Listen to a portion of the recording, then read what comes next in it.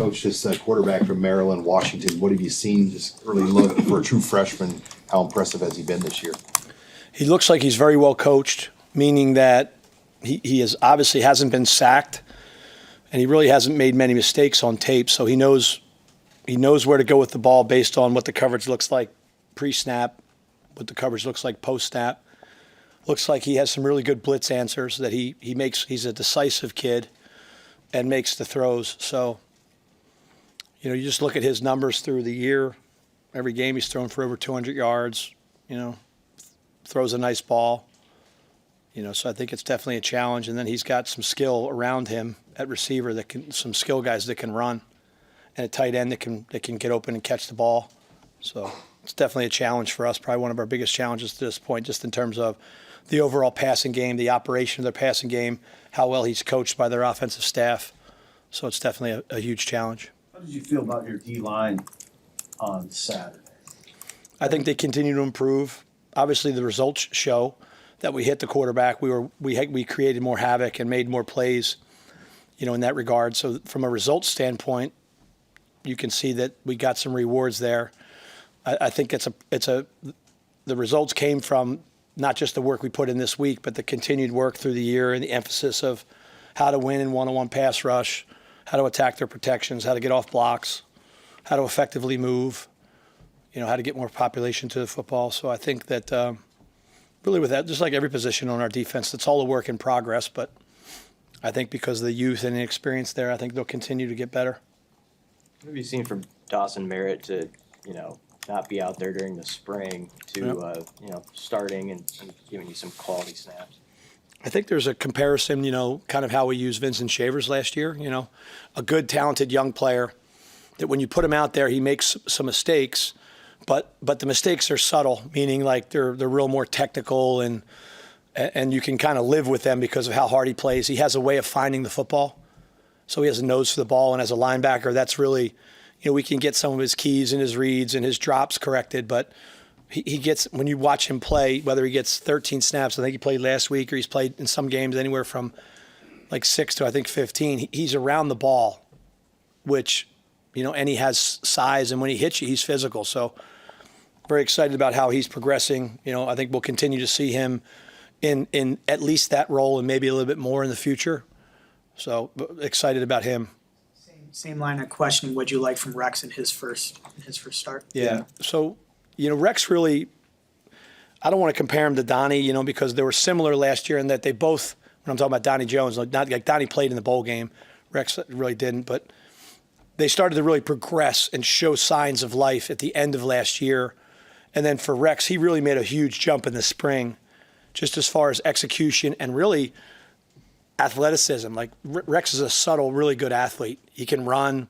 He's over 200 pounds, which I've told you before. I like all our players, to be big for their position. So he's got size.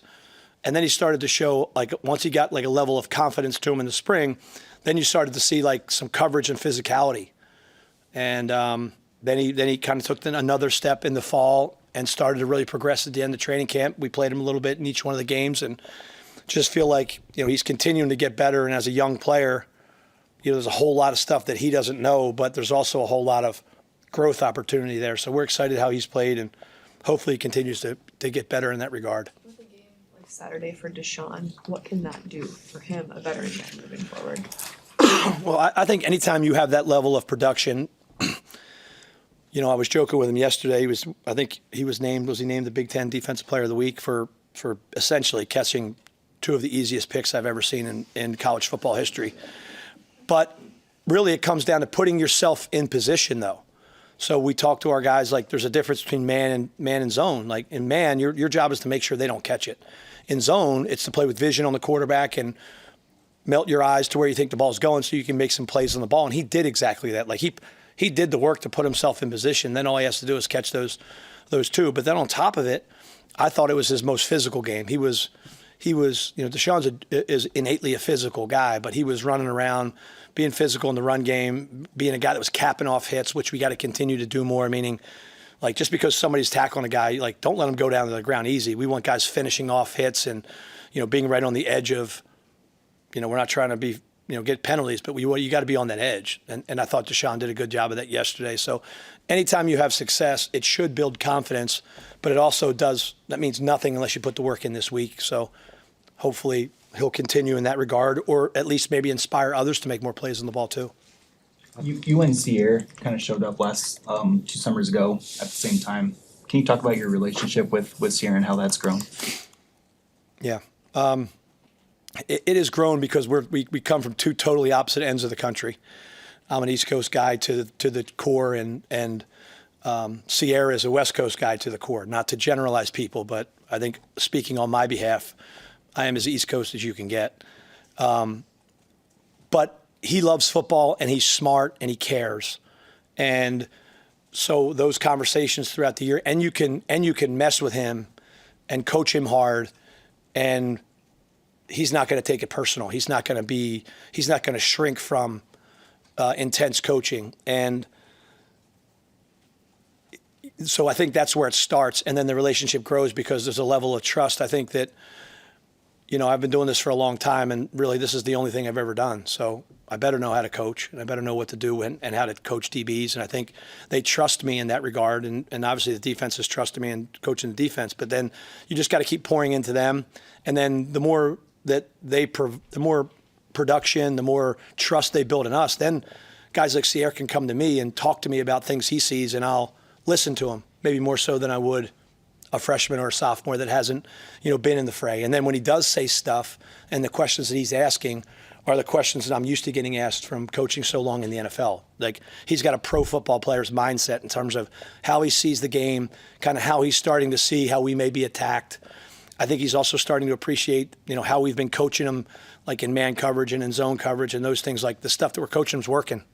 So that obviously is a big part of developing a relationship too. If you're coaching a guy to do something and then he's starting to show signs that stuff is working, then that's the cycle, kind of like as you were mentioning, that leads into the level of whether it's coverage production or tackling or sacking the quarterback or taking the ball away.